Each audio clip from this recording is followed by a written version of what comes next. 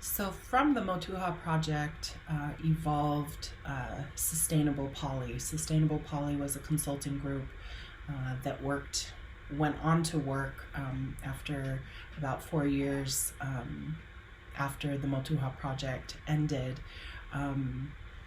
Sustainable Poly worked on several regional development projects, including Pacific TVET, so Technical Vocational Education Training Project, did the national coordination for the Kingdom of Tonga on that project, as well as involved the capacity of a consultant who then went on to work with the Asia Development Bank's Special Management Areas project with the fisheries, which was a pretty monumental project, a 5-year project in the start that was funded in part as a development grant from the Asia Development Bank and paired with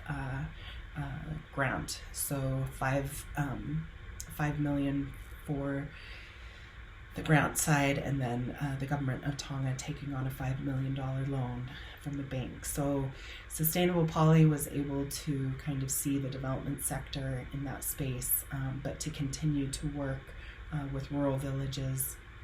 And then the third project that Sustainable Poly went on to work with was helping to implement and develop proposals with the Tonga Voyaging Society, which had been founded in 2012. And by the time Sustainable Poly was working with the Tonga Voyaging Society, it was about 4 years later. And so working on startup grants with that NGO that was headed by Captain Aunofo Havili, who was the first female navigator and captain in Tonga, and was part of the Pacific Voyagers envoy around the world on the Hinemoana, the Waka Hinemoana.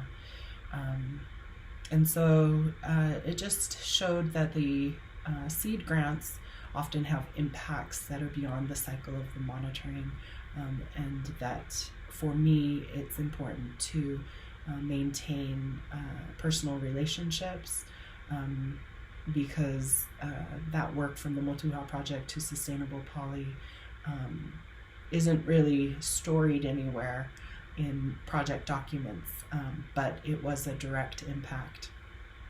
And so I wanted to emphasize kind of the power of the small and the power of seeds in the work that the research at University of West Oahu will be doing. So yes.